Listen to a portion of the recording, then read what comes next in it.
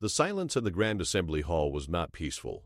It was the kind of silence that followed an explosion, where ears still rang and minds struggled to process what had just happened.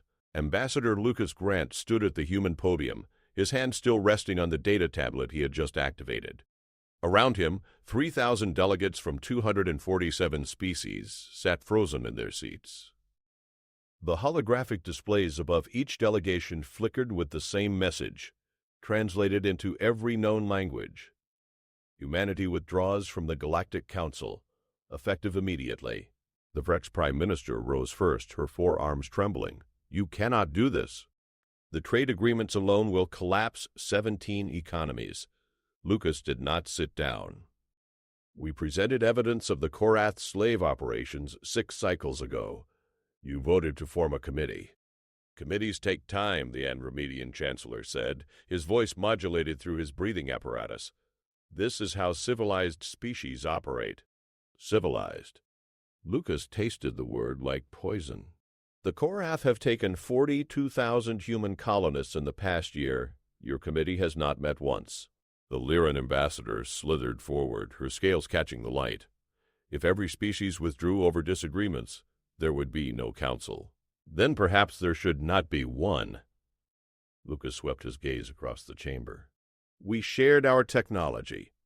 Our medicine cured the blight that would have ended the Vrex. Our engineers rebuilt your worlds after the Cascade Wars. And when we asked for help, you gave us paperwork. The Vrex Prime Minister's skin flushed deep purple. You are being emotional. We are being done. Lucas picked up the tablet. In 72 hours, all human personnel will leave council space. Our trade networks will close. Our defense pacts are void.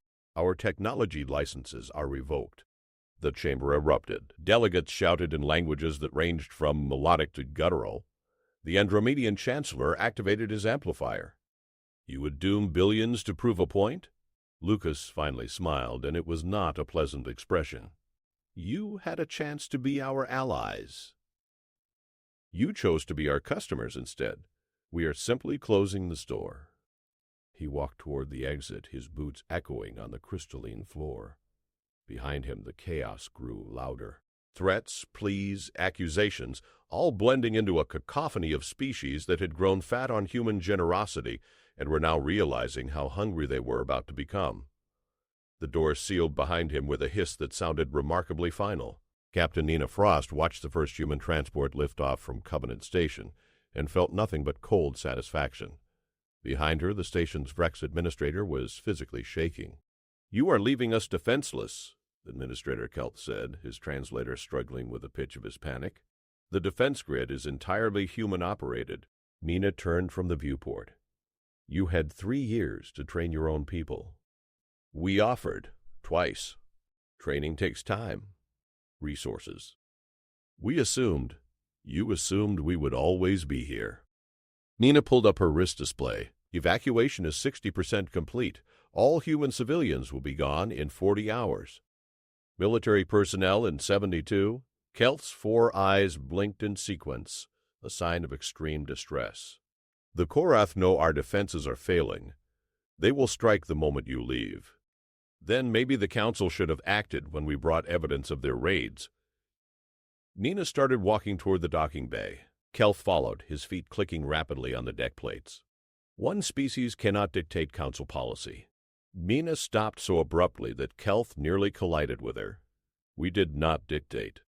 We asked. We pleaded. We showed you the bodies. You formed a committee and then went to lunch. She resumed walking, faster now. Around them, the station was descending into chaos. Vrex merchants were screaming into communicators, trying to reroute supply chains that no longer existed. A delegation of Lyran traders blocked the corridor ahead, their scales flashing angry red. You cannot take the medical supplies, their leader hissed. The fever season is coming. Thousands will die.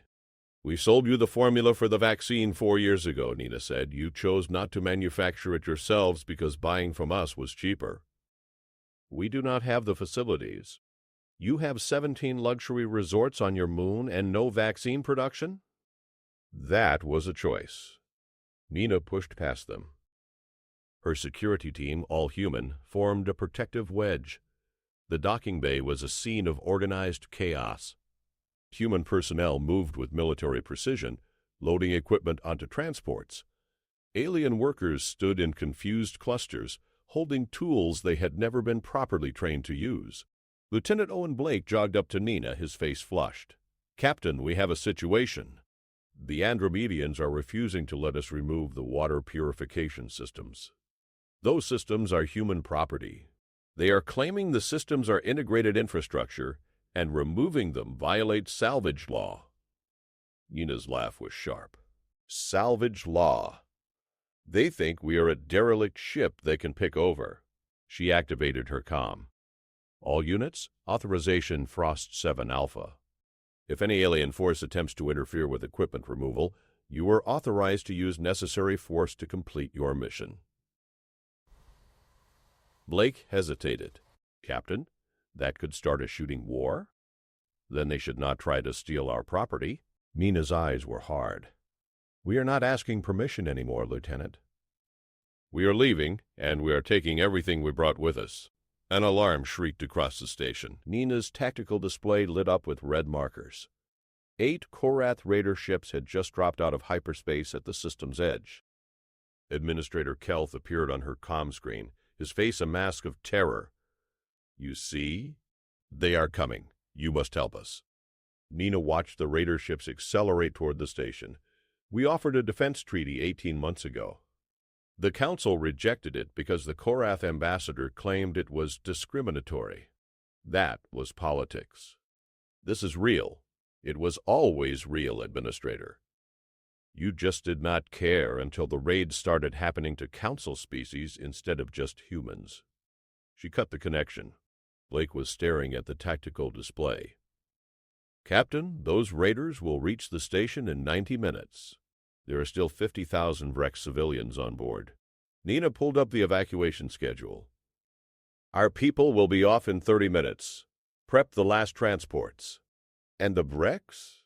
They have their own ships, their own military, their own council to protect them." Nina turned away from the viewport. "Not our problem anymore." The next transport lifted off, carrying another 200 humans to safety. On the display, the Korath Raiders continued their approach, and Covenant Station's defense grid flickered weakly, operated by aliens who had never bothered to learn the systems that had protected them for years. Nina Frost walked toward her own ship and did not look back. The emergency session of the Galactic Council convened in chaos. Chancellor Voron of Andromeda Prime tried to establish order, but his modulated voice was drowned out by the competing shouts of 247 species, all demanding to be heard first. "The human withdrawal has triggered 38 regional conflicts in less than 1 week, the Vrex Prime Minister announced, her forearms gesturing frantically at the data streams. "Our economy is contracted by 40%. Food riots have begun on 7 colony worlds. The Lyran ambassador's scales had turned a sickly gray. 90% of our medical infrastructure was dependent on human technology. The fever season has begun early. We are looking at millions of dead." Chancellor Voron finally managed to activate the chamber-wide dampeners, forcing silence. "We must focus on solutions. The humans can be negotiated with. They are a reasonable species." "Reasonable?" The Korath ambassador stood, his exoskeleton gleaming. "They have armed their colony worlds with weapons that violate 16 council treaties. Human freighters are now traveling with military escorts that outgun most of our defense fleets." "Because you kept raiding them," snapped the Vrex Prime Minister. The Korath ambassador's mandibles clicked in what might have been laughter. "And you all looked away because it was profitable. Human slaves are expensive, now that the supply has stopped." The chamber erupted again. Voron slammed his primary appendage against the podium, cracking the stone. "Enough! We need to address the practical matters. The humans controlled 68% of interstellar trade. Without their networks, shipping costs have increased by 300%. We should seize their assets," suggested the Draxian representative, a species that resembled a floating jellyfish. "Claim them as payment for breach of treaty obligations." "What assets?" The Andromedian Trade Minister activated a holographic display. Human facilities are completely automated. The moment their personnel left, everything locked down. We cannot access the stations, the shipyards, the refineries. Nothing. A younger Vrex delegate stood hesitantly. What about forcing them back? Economic sanctions? Military pressure? The laughter that followed was bitter. Sanctions against the species that controls the best manufacturing in known space? The Lyran ambassador's voice dripped with sarcasm. Bold strategy. The Korath ambassador leaned forward. Military action is feasible. Humanity has only 200 colony worlds. We have thousands. They also have weapons we still do not fully understand, Vorin said quietly. During the Cascade Wars, one human dreadnought held off an entire Korath battle fleet for 6 days. Alone. We never learned what systems they used because they refused to share. Because you never asked, said a new voice. Every head in the chamber turned. Ambassador Lucas Grant stood in the human observation gallery, a space that should have been empty. He was not alone. 12 human Marines stood with him, armed and armored. How did you get in here? Vorin demanded. Security was ordered to bar all humans from Council facilities. Lucas smiled. We built this station. Do you really think we do not know every way in and out? He walked to the railing, looking down at the assembly. I came to deliver a message, since you seem to be having trouble understanding the situation. You have no authority here anymore, the Korath ambassador said. No, we do not. And that is the point. Lucas activated a data slate. In the 8 days since our withdrawal, 17 border wars have reignited. 4 trade cartels have collapsed. 233 minor species are facing famine because the shipping networks they relied on no longer exist. The Vrex are dealing with plague. The Lyrans are in economic freefall. The Andromedians just lost 3 colony worlds to civil unrest. We are aware of our problems, Vorin said coldly. Are you aware that they are about to get worse? Lucas expanded the holographic display. Red markers bloomed across the galaxy map. The Korath have launched raids on 18 Council worlds in the past 72 hours. Without human patrol routes, your border security has more holes than a Draxian breathing membrane. The Korath ambassador rose. Lies and propaganda. Prove it. Lucas zoomed in on one of the markers. Your forces hit Vrex Colony Theta 9 14 hours ago, took 12,000 civilians. The Vrex defense fleet arrived 6 hours too late because they were still using old navigation charts. The human updated ones were locked when we left. The Vrex Prime Minister turned slowly to face the Korath ambassador. Her skin flushed from purple to deep crimson. You attacked Theta 9? We took what was undefended, the Korath ambassador said simply. As is our right under the old expansion treaties. Those treaties were superseded by the Covenant Accords, Vorin said, which were enforced by human military presence. No humans, no enforcement. The Korath ambassador looked directly at Lucas. This is your fault. You maintained an illusion of peace, and now everyone is shocked that the real galaxy has returned. Lucas nodded slowly. You are absolutely right. We did maintain the peace. We stopped the raids, negotiated the disputes, kept the shipping lanes clear, shared our technology, and asked for nothing but basic decency in return. His voice hardened. And when our people were taken, enslaved, and murdered, you formed a committee. He deactivated the display. So yes, the real galaxy has returned. And you are discovering that, without humans holding everything together, you actually hate each other far more than you ever appreciated us. Lucas turned to leave, his Marines falling in around him. Wait, Vorin called out. What do you want? Terms for negotiation? Lucas looked back over his shoulder. We do not want anything from you anymore, Chancellor. That is what withdrawal means. You are on your own now. Our civilizations will collapse. Then I suggest you learn to work together. Lucas paused. Or do not. Frankly, we no longer care which you choose. The human delegation left the chamber. Behind them, the Galactic Council dissolved into screaming chaos once more. 247 species finally understanding what humanity had been doing for them all along, and realizing they had no idea how to do it themselves.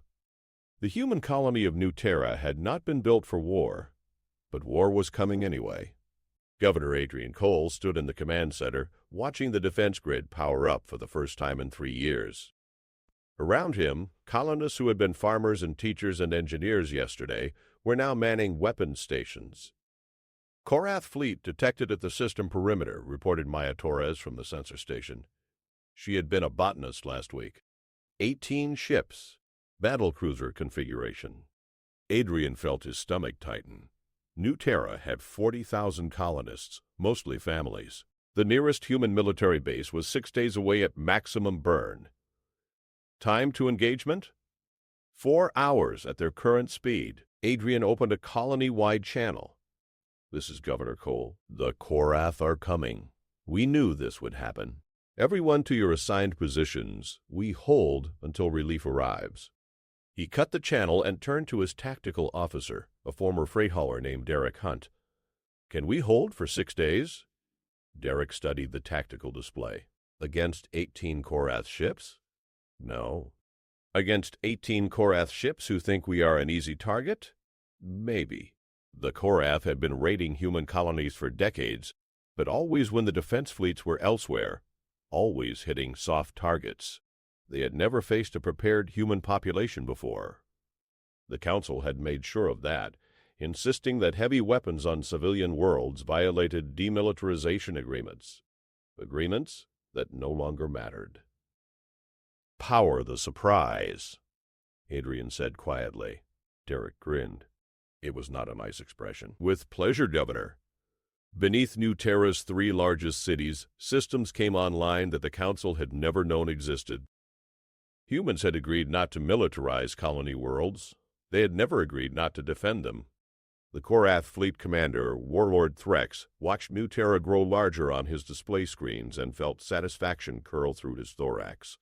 The humans had withdrawn their protection fleets, leaving their colonies exposed like soft flesh after a molt. Yes, sir. They are asking decisions about preventing attack from being introduced. Scan shows minimal defensive capabilities, his sensor operator reported. Standard civilian shields. No military vessels in orbit. Population centers are unprotected. Threx clicked his mandibles together. The humans were always weak. They hid behind treaties and words. Now we take what should have been ours all along. His fleet had already captured 3 human colonies in the past week. Thousands of slaves, technology, resources. The Galaxy Council was too busy fighting among themselves to interfere, and the human military was spread thin protecting their core worlds. Prepare boarding parties, Threx ordered. I want the government officials taken alive. The rest can be processed as labor stock. His fleet crossed into weapons range of the planet. Threx waited for the standard surrender transmission. Humans always surrendered when they were outgunned. The transmission came, but it was not a surrender. Korath vessels, this is New Terra Defense Command. You have entered human territorial space with hostile intent. Turn back now or be destroyed. Threx laughed, a sound like grinding metal. They threaten us with 18 ships in orbit. Reply that we will accept their surrender in 10 minutes. After that, we begin orbital bombardment. The human response came immediately. Noted, you have 9 minutes to reconsider. Arrogant prey. Threx opened fire on the orbital platforms, expecting them to crumble under sustained assault. The platforms exploded, but not from damage. They detonated outward, and from the debris clouds came missiles moving at velocities that made Threx's sensor operator cry out in alarm. Evasive action, Threx screamed. Too slow. The missiles slammed into 3 of his cruisers, punching through shields that should have stopped anything short of a dreadnought's main guns. The cruisers came apart in brilliant fireballs. What was that? Threx demanded. Those platforms were supposed to be civilian grade. They were not platforms, his tactical officer said, voice shaking. They were disguised launch bays. The missiles are human military ordnance. Mark 7 ship killers. On New Terra, Adrian watched 15 Korath ships scramble to reform their attack pattern. 3 burning wrecks tumbled through space where there had been 18 vessels moments before. Second wave away, Maya reported. 40 missiles locked and tracking. The Korath tried to run. Their ships were fast, built for raiding and quick escapes. But human missiles were faster, and they had been designed to hunt ships exactly like these. 6 more Korath vessels died in the next 90 seconds. Warlord Threx stared at his tactical display in disbelief. He had lost half his fleet in less than 3 minutes. All ships emergency jump. Get us out of here. Jump drives are charging, his navigator reported. 30 seconds. We are receiving a transmission from the surface, the communications officer said. Ignore it. We are leaving, sir. I think you should hear this. The human voice that came through was calm, almost friendly. Warlord Threx, this is Governor Cole. In approximately 20 seconds, your ships are going to attempt an emergency hyperspace jump. I strongly advise against it. Threx cut the connection. Jump now. His navigator slammed the activation controls. Space twisted as the remaining 9 Korath ships began to translate into hyperspace. And then their engines exploded. Every single ship. On New Terra, Derek Hunt turned away from his console. Hyperspace mines deployed exactly where their escape vectors would take them. The Council banned those in the Weapons Limitation Treaty. We are not in the Council anymore, Adrian said simply.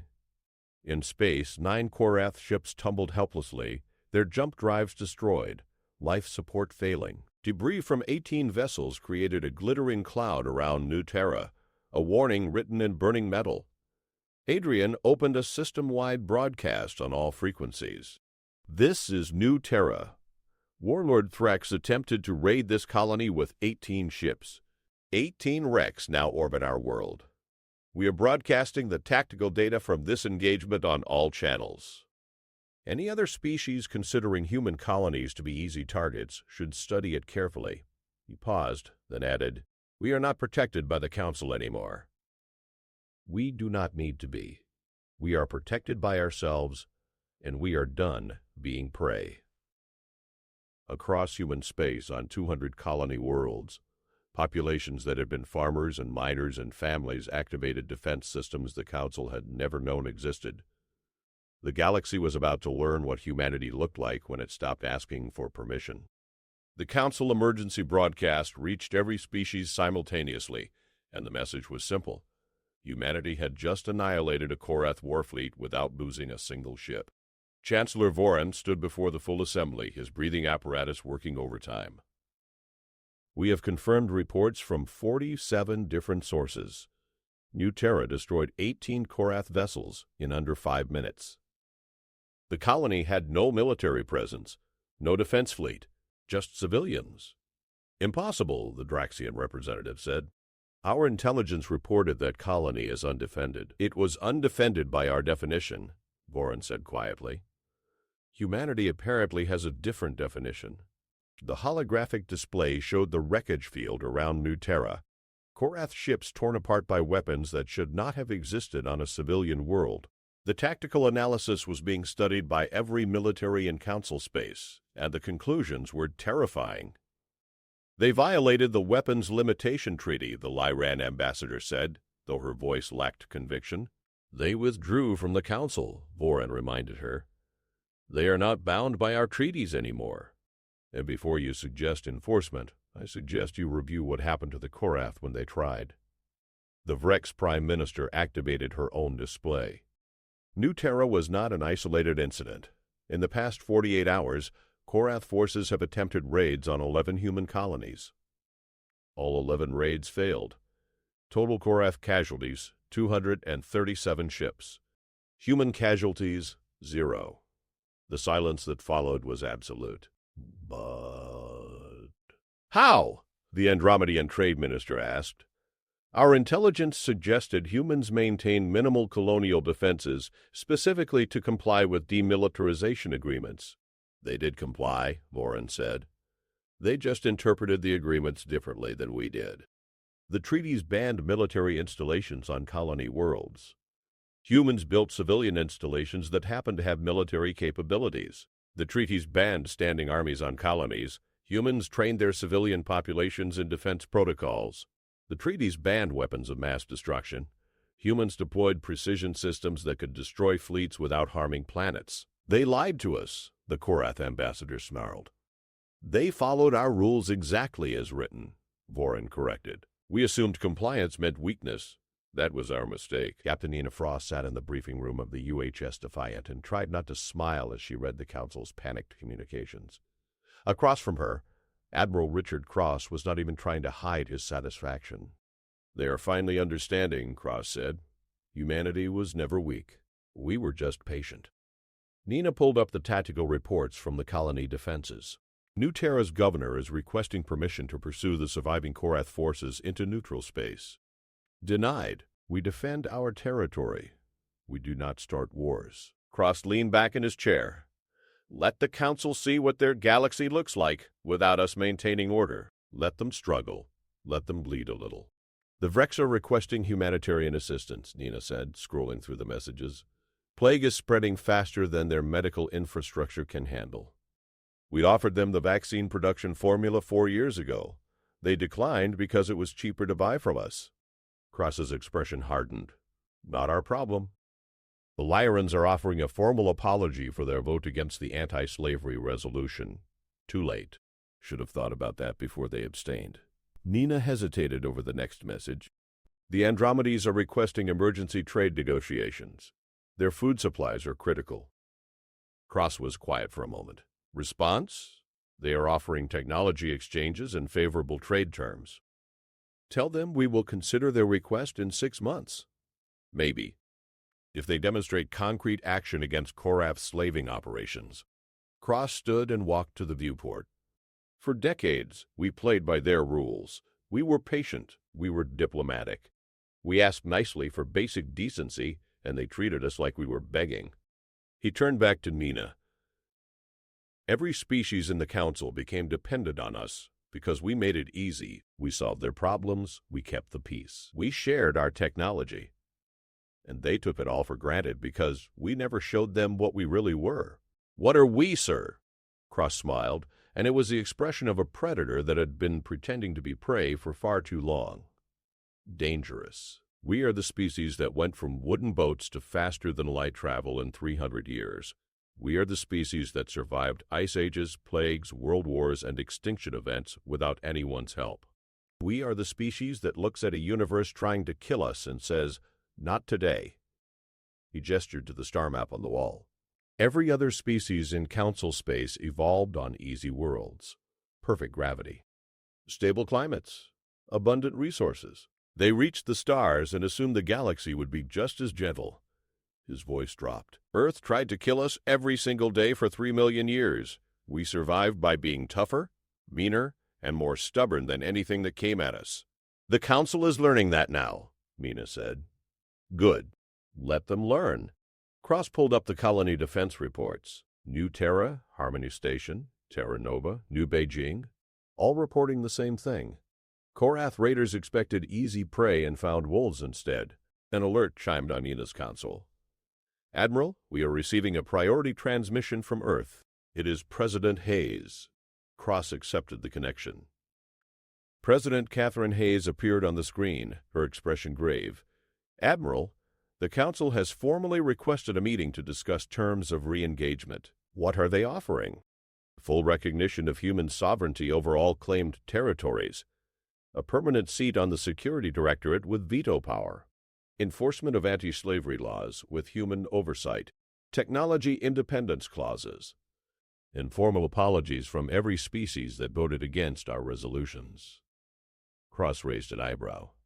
That is everything we asked for originally. Yes, it only took watching their galaxy burn for a week to make them reconsider. Hayes leaned forward. Very summer. What do you recommend, Admiral? Cross looked at the tactical displays, at the reports of Korath fleets being systematically destroyed, at the messages from Council species begging for help they had refused to give humans for decades. Tell them we will think about it, he said finally. In the meantime, our colonies will continue defending themselves. Our trade networks will remain closed. Our technology will remain ours. They spent years teaching us that nice guys finish last in this galaxy. He smiled coldly. Time they learned what happens when nice guys stop being nice. President Hayes nodded slowly. Understood, Admiral. I will relay your recommendation. Hayes out. The connection closed. Nina looked at her commander. Sir, do you think we will actually rejoin the Council? Cross watched the stars beyond the viewport, ancient light from civilizations that had never learned to respect humanity until it was too late. Eventually, but only after they understand one fundamental truth. What truth? That humanity does not need them. But they desperately need us, and that changes everything. 3 months had passed since humanity withdrew from the Galactic Council, and the galaxy had changed in ways no one could have predicted. Chancellor Vorin stood at the human embassy on Earth, a building that had been empty for 90 days and was now reopening under very different circumstances. Beside him stood representatives from 40 species, each holding formal documents that represented the complete restructuring of galactic politics. Ambassador Lucas Grant kept them waiting for exactly 15 minutes before entering the room. He did not apologize for the delay. Chancellor, Lucas said simply, you have terms to present? Vorin placed a data crystal on the table between them. The new Galactic Compact. Every demand humanity made over the past decade is included. Slavery is banned with enforcement provisions. Human sovereignty is absolute. You have veto power over any council decision. Your technology remains yours unless you choose to share it. Lucas did not touch the crystal. And the Korath? 42,000 human colonists have been recovered and returned. Wormward Threx and 217 other Korath military commanders are awaiting trial under human jurisdiction. The Korath homeworld has been placed under council sanctions until reparations are complete. The committee you formed to investigate finally met then. Vorin's breathing apparatus hissed. There is no committee. We acted in 8 days what we failed to do in 8 years. He paused, because we finally understood the cost of inaction. Lucas looked at the other representatives. The Vrex Prime Minister had lost weight, her skin pale. The Lyran ambassador's scales were dull. The Andromedan officials looked exhausted. Your economies? Lucas asked. Recovering slowly, the Vrex Prime Minister said quietly. The plague killed 6 million before we managed to implement the vaccine production you had offered years ago. We will not forget that lesson. Our trade networks collapsed, the Lyran ambassador added. We lost 30% of our industrial capacity. It will take decades to rebuild what we destroyed in our arrogance. Lucas finally picked up the crystal, turning it over in his hands. President Hayes will review this. We will provide an answer in 1 week. We are hoping for a faster response, Vorin said. You made us wait years for responses to our requests. You can wait 1 week for ours. Lucas set the crystal down. But I will tell you now what the answer will be. We will rejoin the council, but not as we were before. He stood, walking to the window overlooking Earth's sprawling cities. Humanity spent decades trying to fit into your vision of civilization. We softened our military. We shared our advantages. We asked for permission instead of taking what we needed. We let you believe we were just another species lucky enough to reach the stars. Lucas turned back to face them. That ends now. We rejoin as equals, not supplicants. Our colonies stay armed. Our technology stays ours, unless we choose otherwise. And if any species ever takes human lives again and expects us to form a committee about it, they will learn exactly what New Terra taught the Korath. Vorin nodded slowly. We understand. The galaxy needs humanity, but humanity does not need the galaxy. Wrong, Lucas said. We all need each other. That is the actual lesson here. The difference is that you forgot it, and we had to remind you in the only language you understood. He walked toward the door, then paused. One more thing, Chancellor. In the 3 months we were gone, did you learn anything? Vorin was quiet for a long moment. We learned that peace is not the absence of weapons. It is the presence of justice. We learned that strength unused is still strength. And we learned that humanity was holding our civilization together, and we never noticed until you let go. Bro. Lucas nodded. Good. Remember that. Because if we have to teach this lesson again, we will not be as gentle. 6 days later, President Hayes announced humanity's return to the Galactic Council under the new compact. Trade networks reopened, Defense pacts were reestablished. Human technology began flowing again, though now with proper licensing and restrictions. But everything had changed. Human colonies remained armed fortresses disguised as peaceful settlements. Human ships traveled with weapons that made even the largest alien dreadnoughts cautious. And every species in Council space now understood a fundamental truth they had ignored for decades. Humanity had never been the weak ones. They had been the patient ones. And patience, like all things, had limits. On New Terra, Governor Adrian Cole watched the Council broadcasts and allowed himself a small smile. His colony had gone from a raid target to a symbol, a reminder written in Korath wreckage that humanity was done asking nicely. In the Korath homeworld's orbit, prison ships held war criminals awaiting human justice, a sight that would have been impossible 4 months ago. And in the Grand Assembly Hall, now rebuilt with human engineering and human weapons watching from hidden positions, Chancellor Voren opened the first session of the new Galactic Council with words that would have been unthinkable before humanity's withdrawal. This council recognizes Ambassador Lucas Grant of Earth. The floor is yours, Ambassador. We are listening. Lucas stood at the human podium and smiled. Not the cold smile of withdrawal, but something warmer, something that suggested maybe, just maybe, the galaxy had finally learned its lesson. Thank you, Chancellor, he said. Now, let us discuss what actual civilization looks like. And for the first time in the Council's 1,000-year history, everyone in the chamber was genuinely paying attention.